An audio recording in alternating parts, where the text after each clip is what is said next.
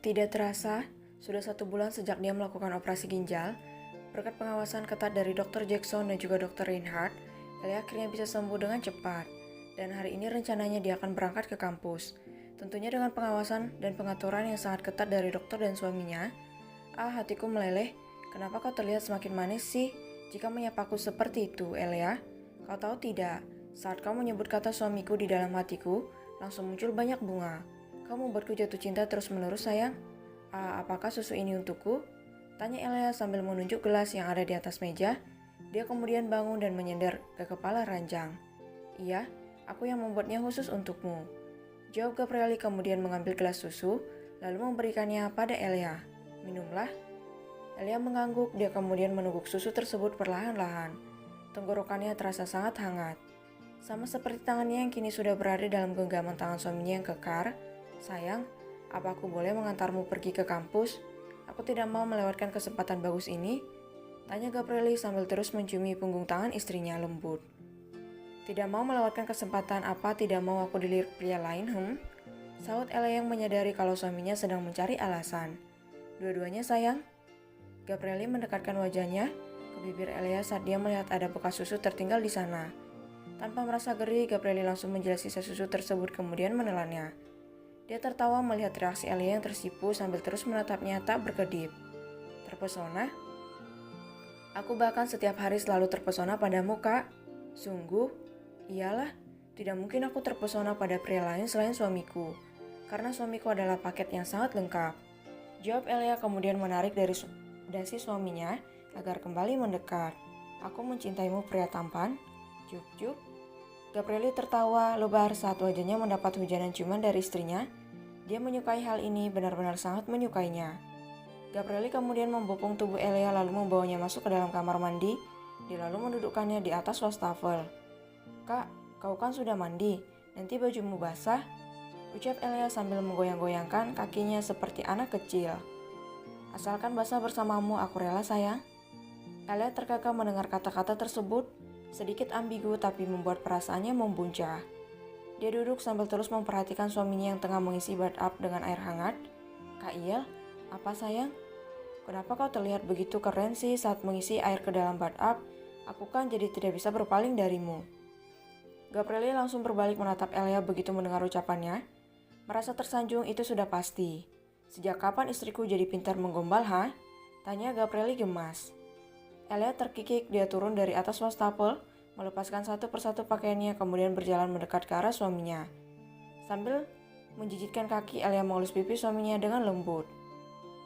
Sejak aku mengenal kakak, aku seperti menemukan hidup yang baru.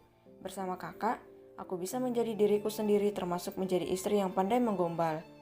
Terima kasih sudah mengajariku banyak hal, Kak. Aku sangat mencintaimu. Hati Gabrieli kembali dibuat meleleh oleh kata-kata yang keluar dari mulut istrinya. Andai saja kalian bisa mendengar saat ini detak jantungnya tengah berpacu dengan sangat cepat. Lagi-lagi Gabrieli tidak bisa mengkondisikan perasaannya setiap kali bersama Elia. Sayang saat ini, dia belum boleh menyentuhnya. Gabrieli masih harus berpuasa untuk beberapa waktu ke depan sampai keadaan Elia benar-benar pulih seperti semula. Mandilah, aku akan keluar dulu untuk memilihkan pakaian untukmu. Jangan lama-lama nanti kau masuk angin. Ucap Gabrieli berusaha menghindari dari desakan si junior yang sudah berada dalam tegangan tinggi. Mulutnya sudah berdiri ya kak? Ledek Elia sambil menaik turunkan kedua alisnya. Elia jangan menggodaku. Mau pakai cara lain tidak? Kak Lipi bilang ada jalan keluar untuk membujuk si belut itu supaya berhenti meronta. Jakun Gabrieli bergerak-gerak saat mendengar tawaran menggiurkan tersebut, namun dia segera menepis bayangan itu saat teringat dengan sesuatu. Gabrieli tidak ingin egois, dia tidak mau hanya dia saja yang dipuaskan sedangkan Elia tidak. Kak Iel mau tidak? Tanya Elia lagi. Sayang, yang dibilang Lipi itu memang benar, tapi aku tidak akan melakukannya. Karena apa? Karena aku tidak mau merasakan semua itu sendirian. Kau istriku, aku mencintaimu sebagai pelengkap hidup, bukan sebagai pemuas nafsu. Daripada harus egois hanya untuk sebuah pelepasan, lebih baik aku menderita bersamamu. Kau sakit karena luka bekas operasi, maka biarkan aku ikut menanggung rasa sakit dengan cara seperti ini. Kau ingat kan pada janji yang dulu kita ucapkan di hadapan Tuhan? Jawab Gabrieli bijak. Elia mengangguk, matanya sampai berkaca-kaca ketika dia dan suaminya mengulang kata yang diucapkan saat pemberkatan di gereja dulu.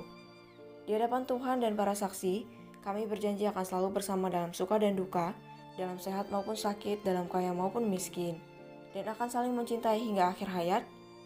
Gabrieli kemudian menyeka air mata yang menetes di pipi istrinya. Dia tersenyum bahagia karena memiliki istri seperti Elia. Aku hanya akan mencintaimu, Elia, selamanya. Aku juga, Kak. Terima kasih sudah memberiku cinta sebesar ini. Elia benar-benar merasa sangat terharu akan sikap Gabrieli yang lebih mementingkan perasaannya ketimbang kebutuhannya sendiri. Entahlah, rasa ini sangat sulit untuk digambarkan dengan kata-kata. Sayang, kau bisa masuk angin jika tidak segera mandi.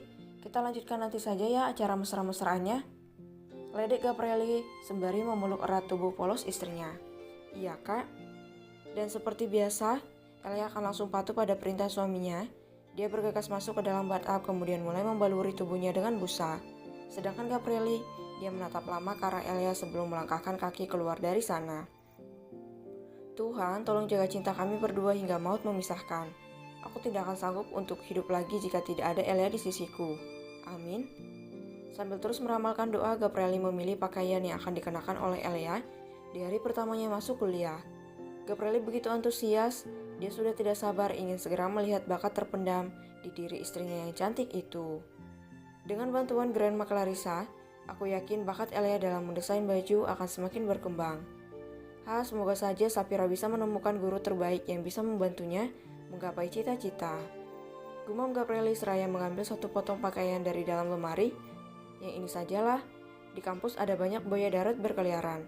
Aku tidak boleh membiarkan Elia memakai pakaian terbuka, itu bisa berbahaya nanti. Dan seperti biasa, tuan muda kita begitu posesif pada istrinya. Gabrieli dengan teliti memilih pakaian Elia yang sekiranya tidak akan membuatnya merugi.